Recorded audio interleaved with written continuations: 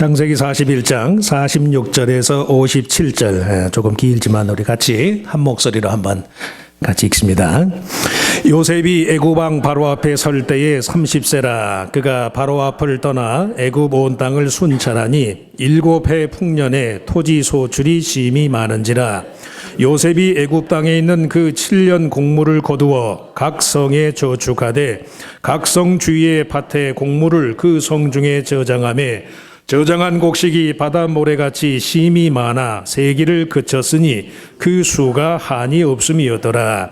흉년이 들기 전에 요셉에게 두 아들을 낳되 곧 온 제사장 보디베라의 딸 아스낫이 그에게 낳은지라. 요셉이 그 장자의 이름을 므낫세라 하였으니 하나님이 나로 나의 모든 고난과 나의 아비의 온 집 일을 잊어버리게 하셨다 하며, 차자의 이름을 에브라임이라 하였으니 하나님이 나로 나의 수고한 땅에서 창성하게 하셨다 함이었더라. 애굽 땅의 7해 풍년이 그치고 요셉의 말과 같이 7해 흉년이 들기 시작하며 각국에는 기근이 있으나 애굽 온 땅에는 식물이 있더니 애굽 온 땅이 주림에 백성이 바로에게 부르짖어 양식을 구하는지라. 바로가 애굽 모든 백성에게 이르되 요셉에게 가서 그가 너희에게 이르는 대로 하라 하니라.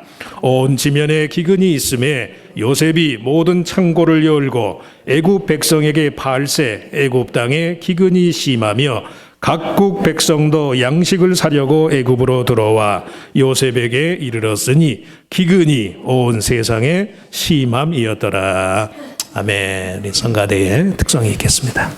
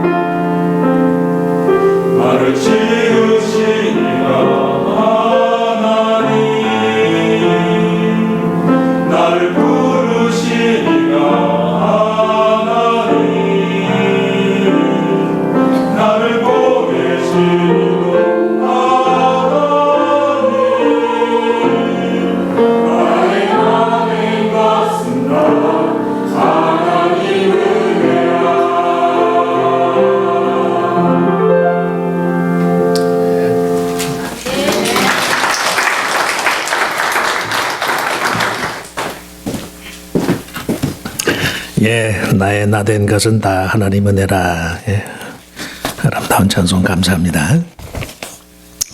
자, 우리 같이 읽은 말씀을 가지고 요셉의 꿈, 믿음의 꿈이라는 제목으로 잠깐 은혜를 나누고자 합니다.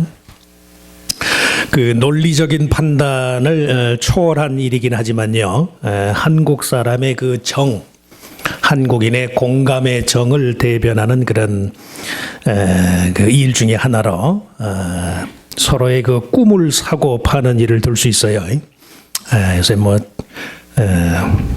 요즘 젊은 사람들은 잘 모르는 감이 있지만, 저 어렸을 때만 해도 사람들이, 어른들이 네 꿈 사라, 내 꿈 사라, 그런 말들을 많이 했어요. 뭔가 그 길한 꿈을 꾼 사람이요, 정말로 자기가 좋아하는 사람에게 돈을 받긴 받아요. 얼마간이라도. 그래야 확실히 판 거니까. 증표로 얼마간의 돈이나 물건을 받은 다음 자기 꿈 얘기를 그 사람한테만 해주는 거예요. 12시 전에. 12시 넘으면 날아가는 거예요. 12시 전에. 그래서요, 그 꿈이 그 사람의 것이 되도록 해요. 좋은 꿈을 꿨는데, 이야, 내가 정말 사랑하는 사람에게 이 꿈이 이루어졌으면 좋겠다. 그 마음이 얼마나 좋아요. 그런 거 보면 한국 사람들이 심성이 좋아요. 나쁜 것도 있지만 그런 건 좋아. 꿈이라도 주고 싶어서, 꿈이라도. 흉한 꿈에 대해서도 마찬가지예요. 정말로 자기가 좋아하는 사람이 뭔가 불길한 꿈을 꾸었을 때요, 차라리 내가 그 꿈의 희생양이 되고 말지, 그런 마음의 표현이야. 그래서 정말로 나쁜 꿈을, 무슨 내용인지 모르지만 어쨌든 간에 나쁜 꿈을 꾼 그런 사람이 있으면 그 사람의 꿈을 내가 사는 거예요. 그 꿈에 수반되는 상징적인 차원의 행복과 불행까지도 서로를 위해서 함께 나누고자 할 정도의 마음, 그런 차원의 연대감과 공감, 이게 한국인에게서 유일한 정을 공유하는 거예요. 정을. 그렇게 서로를 위해서요, 절실한 연대감과 사랑으로 맺어진 사이이다. 그래서 심지어는요, 꿈을 사기도 하고 꿈을 팔기도 해요. 형제들의 미움과 시기를 받아서 애굽의 노예로 팔려온 17세의 꿈 많던 소년 요셉이 애굽 왕 바로의 꿈을 해석한 일로 인해서요, 그 나라의 총리가 되었다는 이야기는 단지 위대한 해몽가로서의 요셉의 면모를 내세우기 위함만이 아니, 그보다는 꿈을 매개로 하는 요셉의 동정과 연민의 마음에 내포된 창조주 하나님의 구원사적인 흐름, 애굽 왕 바로와 그의 백성들까지도요, 하나님의 사람인 요셉을 통해서 하나님의 구원과 하나님 편의 호의를 누리게 하신다는 말씀이, 얼마나 하나님이 크신 분이에요.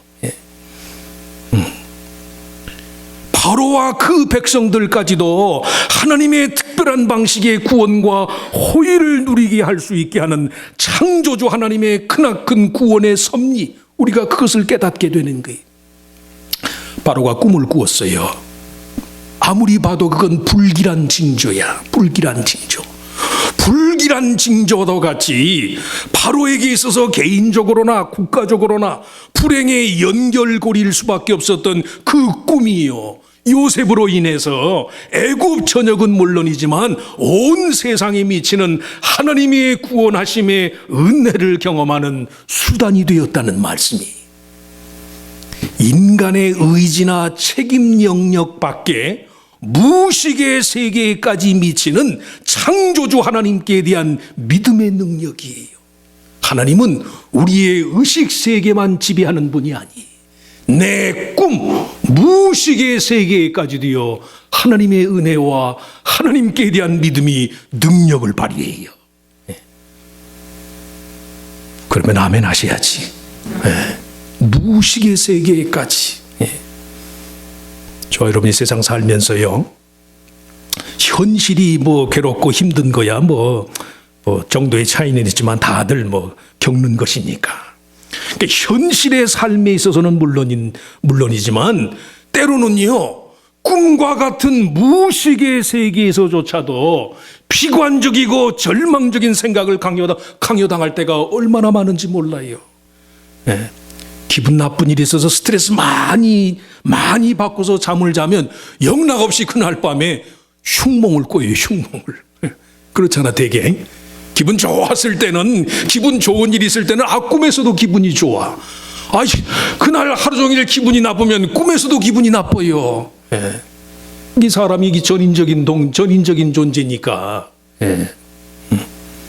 현실의 삶은 물론이지만 꿈과 같은 무의식의 세계에서조차도요, 비관적이고 절망적인 생각을 강요당할 수밖에 없는 것이 인간의 삶이라는 점을 감안할 때 바른 꿈, 믿음의 꿈을 간직하고 유지하는 일이 얼마나 중요한가. 그걸 우리가 알 수 있어요. 애굽왕 바로의 절망적인 꿈을 오히려 하나님 편의 구원의 성취를 가져오는 것으로 매듭 지은 요셉의 해석은요, 사실 요셉 자신의 꿈을 반영한 거예요. 바로의 기분 나쁜 꿈을 요셉이 좋게 해석했지만 바로가 기분 좋으라고 요셉이 그렇게 해석한 게 아니에요. 사실은 요셉이 그런 꿈을 꾸고 있었단 말씀이에요. 아무리 힘들고 불행하고 어려운 일이 있다 할지라도 하나님이 이 모든 것을 당신의 구원으로 바꾸실 것이다, 이런 믿음이에요. 요셉은 항상 그런 꿈을 꾸었단 말씀이에요. 그런 꿈. 바로의 꿈에 대한 해석에 내포된 요셉의 꿈, 믿음의 꿈의 첫 번째 요소는요, 생명의 꿈이, 생명을 꿈꾸는 거예요. 생명. 바로의 꿈의 내용을 해석하는 그 요셉의 설명이 그래요.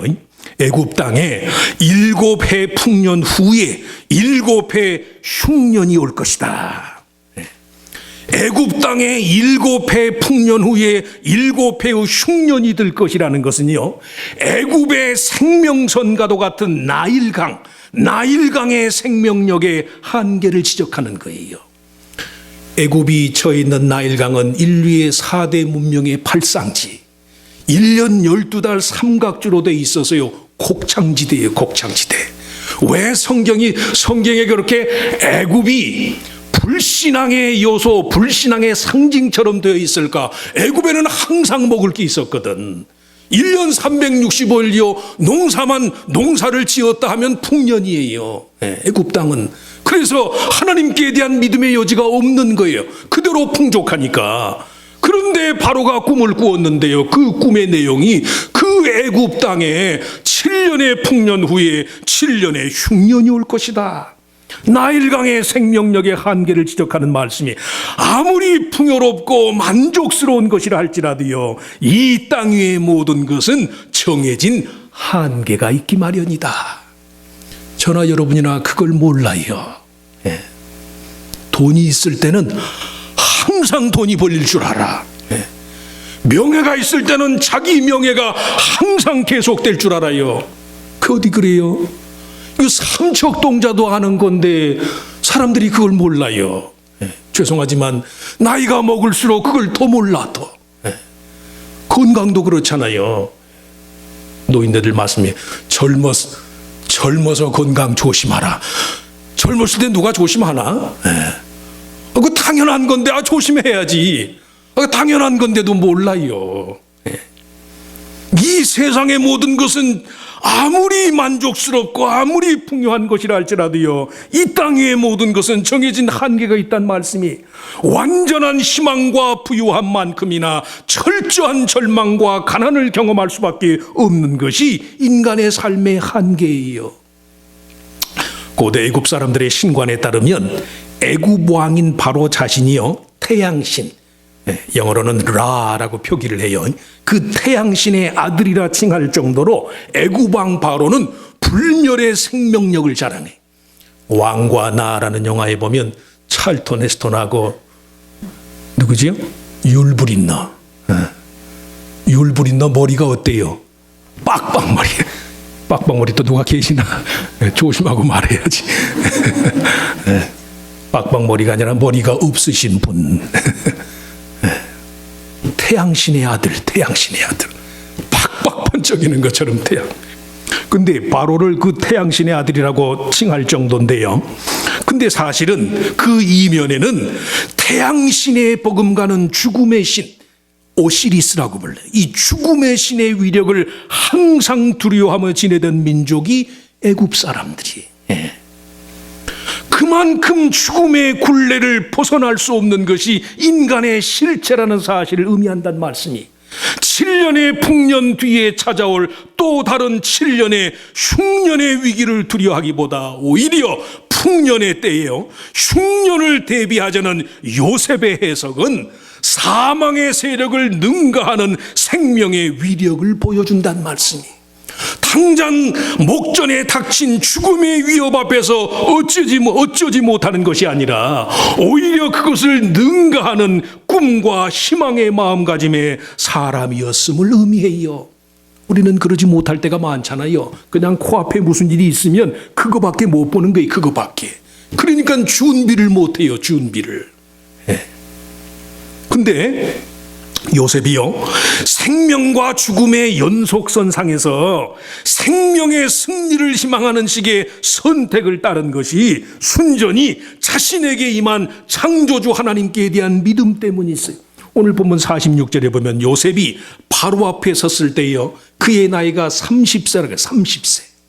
요셉이 형제들에게 미움을 받아가지고 애굽으로 팔려가던 나이가 17세, 17세. 그러면 13년 동안을 요셉이 애굽 땅에서요 종살이를 했어요. 누구에 의해서? 피를 나눈 형제들에 의해서. 13년 동안 형제들에게 내몰림을 당하고 버림을 당하는, 무려 13년 동안의 외면과 버리움을 경험하면서도요 절망과 죽음 대신에 희망과 생명의 여지를 도모하는 그런 식의 삶을 살 수 있었다는 점이 중요하다는 말씀이. 무슨 말씀이?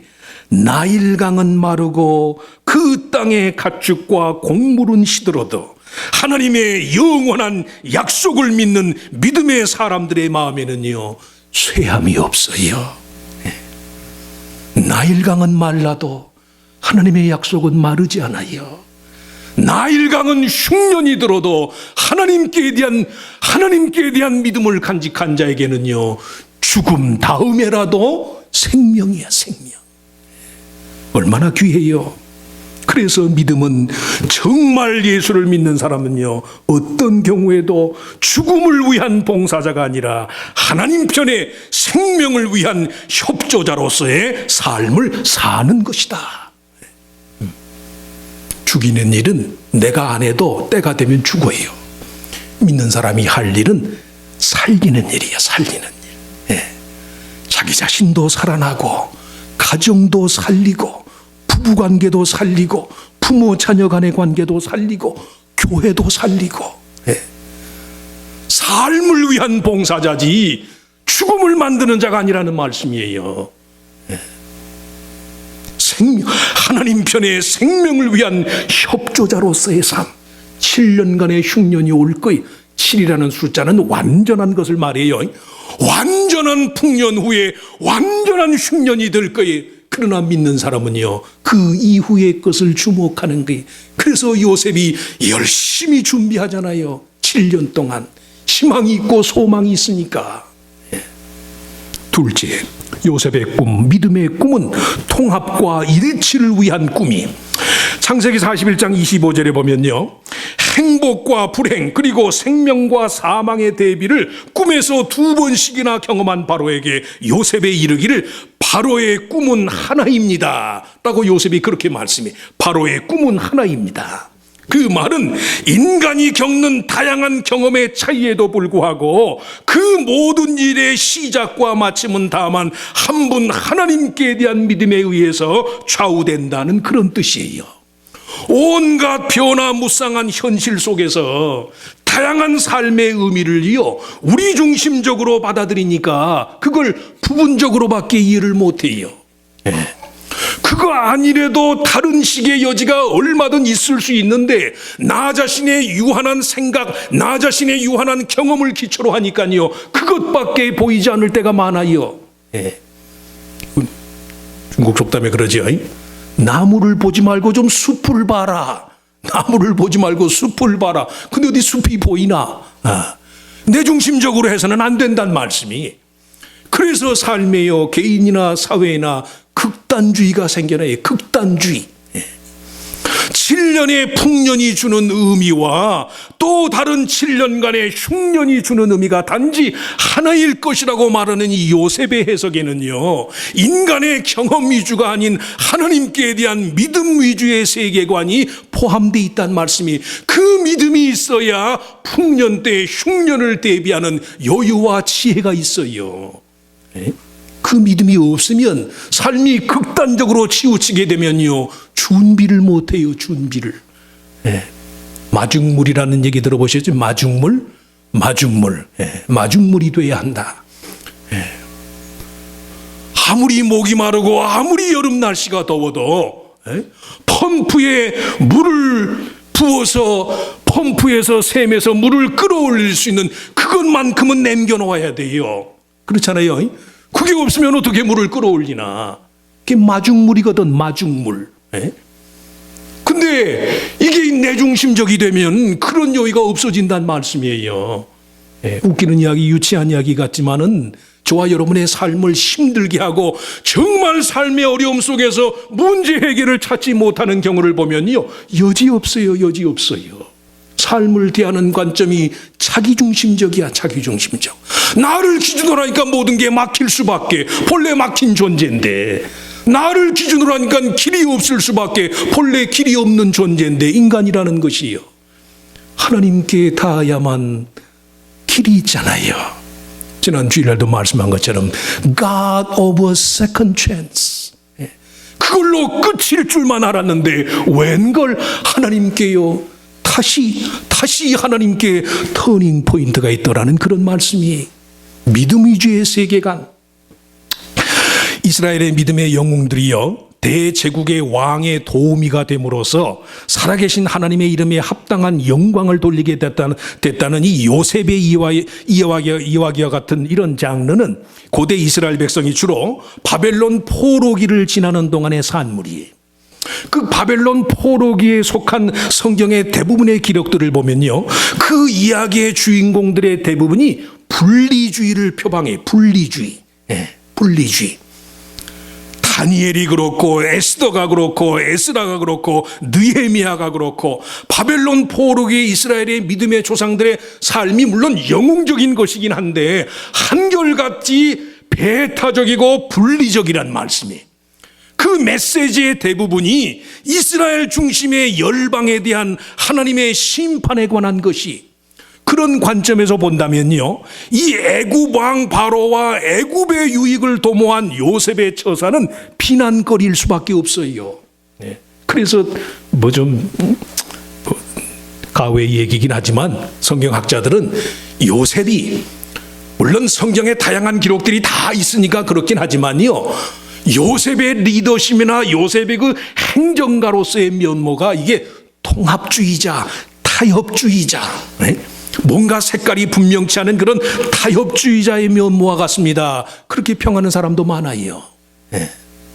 근데 요셉이요, 그렇게 이원화된 인간의 논리와 가치 판단의 한계에 매이지 않는 삶을 살 수 있었던 비결은 한 가지, 꿈을 포함한 인간의 삶의 모든 문제점의 해결을 한 분 하나님에게서 찾았단 말씀이.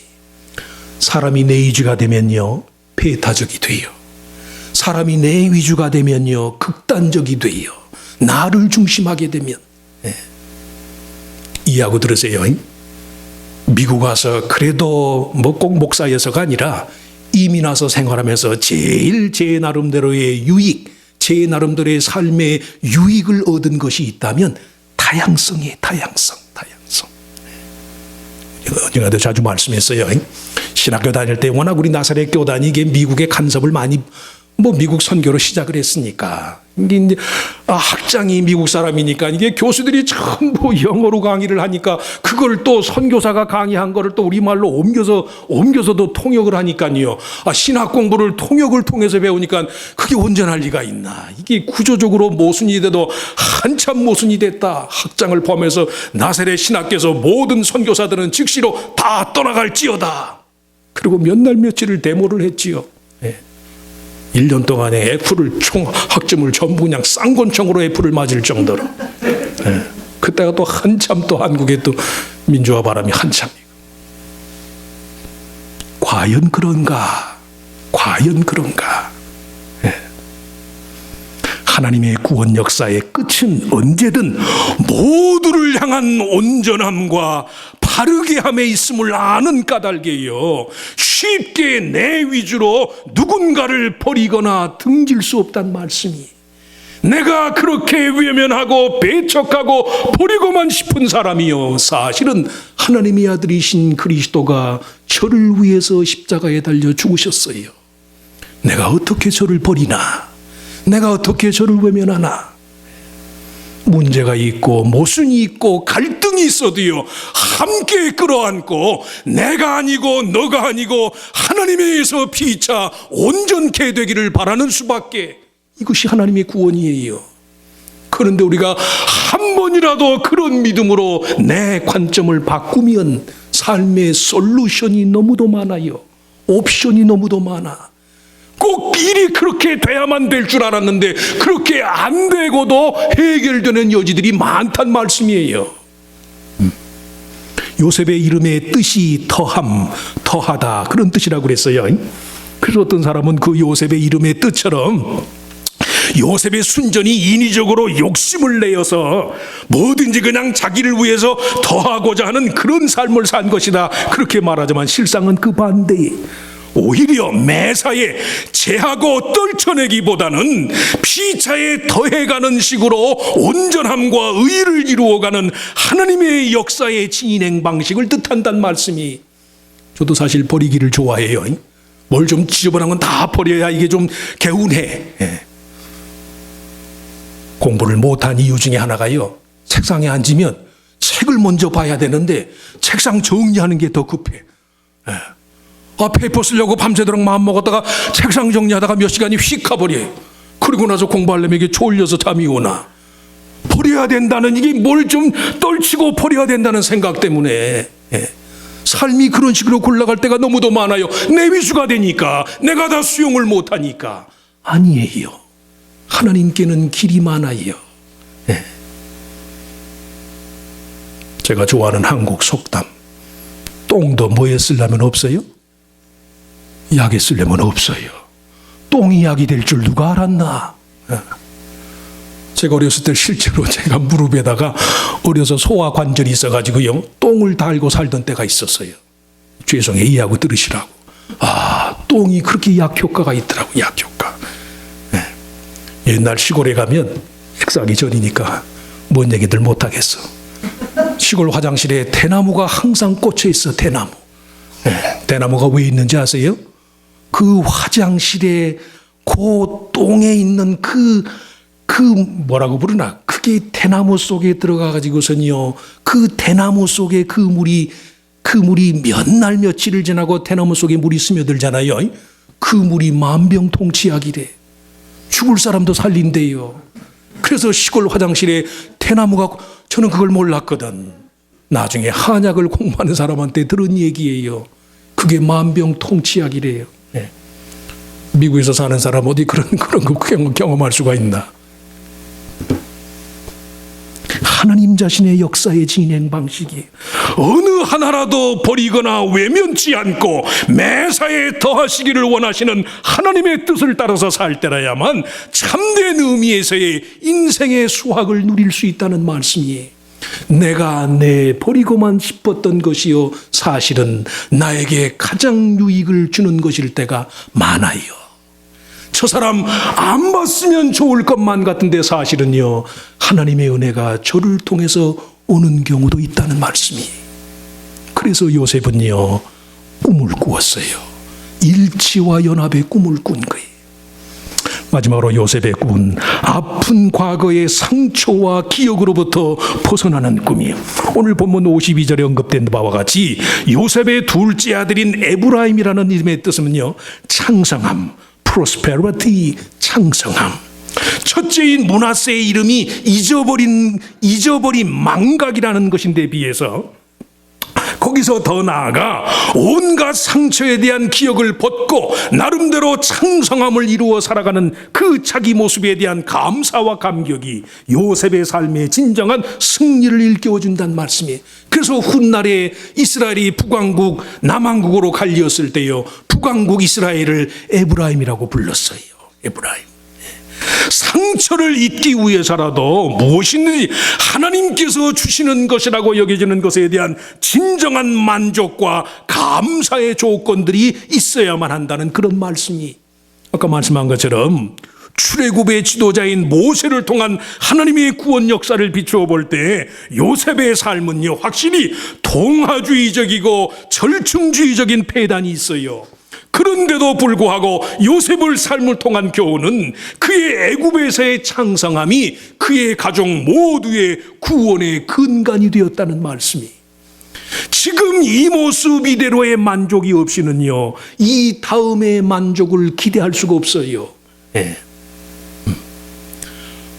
이스라엘이 바벨론 포로 생활을 할 때 바벨론의 멸망을 사모하던 자들에게 하나님께서 선지자들을 통해서요, 오히려 너희는 바벨론을 위해서 기도해라, 제국의 번영을 위해서 기도하고 그 땅에서 나그네처럼 살 수밖에 없다고 생각하는 자들에게 성을 세우고 나무를 심고 미래를 계획하고 준비하는 마음으로 살라고 하나님이 그렇게 권고해요. 무슨 말씀이? 과거를 인해서 아파하기보다요, 내 현재의 삶의 기쁨의 이유와 조건을 찾는 것이 훨씬 더 유익하다는 그런 말씀이. 사람이 왜 꿈을 꾸는가? 정신분석학자들은 인간의 마음속에 내재한 불만족스러운 욕구, 사람의 마음에는 자아가 있고 그 자아의 한계를 벗어버리고 싶은 초자아가 있어요. 슈퍼에고라고 부르는 초자아. 그 초자아는 항상 불만족스럽잖아. 내가 좀 이렇게 되고 싶은데 현실은 그러질 못하니까. 그래서 사람이요, 꿈을 통해서 그걸 해소를 하는 거예요. 현실에서 충분히 감사와 기쁨의 조건을 찾게 되면 불안과 근심에 찬 꿈의 염려를 벗어버릴 수 있어요. 내 마음이 정직하면 거짓된 꿈의 포로가 될 필요가 없단 말씀이. 오늘 내가 이대로 하나님께 감사하고 내가 지금 부족하지만 이룬 것이 없지만 이 모습 이대로 나를 받아주시는 하나님, 오늘 내가 믿는 하나님께 대한 감사와 기쁨으로 충만하면 내일에 대한 염려로부터 벗어난다는 말씀이. 그리스도를 생명의 구주로 영접한 우리들에게는요, 불안한 것까지도 유익한 것으로 바꿀 수 있는 그런 능력의 여지가 얼마든 있어요. 그래서 꿈보다 비전을 갖는 것보다 중요한 것은요, 믿음이에요. 믿음. 네. 젊은 사람들한테 설교할 때는 꿈, 비전, 꿈을 가집시다, 비전을 가집시다. 꿈과 비전보다 더 중요한 것은요, 믿음이에요. 믿음. 오늘의 이 모습 이대로 내일을 내가 비록 기약할 수 없다 할지라도, 극단적인 말이 될지 모르겠지만요, 어제 저녁에 우리 이경희 집사님이 전화하셔서 오클라호마의 가장 유명하신 한씨 할머니께서 세상을 떠나셨다고 얘기 들으셨나요? 세상을 떠나셨답니다. 나중에 위로 전화라도 좀 하시라고. 오늘 내가 내일을 기약할 수 없고 내일을 내 것이라고 말할 수 없는 것이 인간의 한계라 할지라도 오늘 이 모습 이대로 하나님이 나를 받으셨다는 사실, 그 믿음을 가지면 우리의 모든 꿈과 우리의 모든 불안한 미래로부터 벗어난다는 말씀이. 그게 없으면요, 아무리 희한한 꿈을 꾸고 아무리 별의별 꿈을 꾸어도요, 불안만 더할 뿐이. 그래서 꿈보다 이상보다 먼저 찾아야 할 것이 믿음이에요. 믿음. 이 모습 이대로 하나님이 나를 받으십니다. 내가 비록 부족하고 말할 수 없는 죄인이라 할지라도 나의 죄를 위해서 주님께서 십자가상에서 달려 죽으셨은즉 나는 이 모습 이대로 하나님의 사랑받는 자녀입니다. 이런 믿음으로 하나님을 대하면 우리가 구하지 않아도 미래의 희망은 내 것이에요. 그게 없으니까 사람이 허세를 부리고, 그게 없으니까 사람이 준비를 못하고, 그게 없으니까 사람이 극단주의자가 되는 거예요. 요셉과 같이 바른 믿음, 충만한 믿음으로 생명의 꿈, 일치와 통합의 꿈, 무엇이든 아픈 과거를 잊고 감사의 현실로 충만한 그런 건강한 꿈을 꾸는 죄人모두가 되실 수 있기를 주 이름으로 축원합니다. 축원합니다. 하나님은 우리의 보이는 현상 세계의 주인뿐만이 아니라 무식의 세계, 우리의 꿈까지도 지배하시는 분인 줄로 믿습니다. 믿음이 온전하면 온전한 믿음에는 건강한 꿈이 있는 법인 줄 믿습니다. 불평과 불만과 불만족이 계속되는 것은 아직 내 현실에서 하나님께 대한 믿음이 바르질 않아서 하나님과의 관계가 온전치 못해서 미래가 불안하고 걱정, 근심, 불안, 염려로 잠을 못 이루는 그런 삶을 살 때가 많습니다. 장래 어떻게 할까? 내일 어떻게 할까? 내년에 어떻게 할까? 그런 모든 부질없는 염려를 다 떨쳐버리고 하나님 지금 내게 오셔서 나를 받으시고 나의 구주가 되시옵소서. 내 모든 허물과 부족한 것을 위해서 하나님의 아들이신 그리스도께서 십자가를 지시고 나를 위해서 대속의 주님이 되신 줄로 믿습니다. 하나님 감사합니다. 눈물과 통의 자복함으로 그리스도를 새로이 만나는 그런 삶이 되게 하여 주시옵소서. 오늘의 구원으로 내일의 불안과 염려로부터 벗어나는 참된 자유함, 믿음의 꿈을 꾸는 요셉과 같은 그런 믿음의 사람들이 다 되게 하시기를 바라옵고 감사하며 우리 주님 예수 그리스도 이름으로 간절히 기도하옵나이다. 아멘.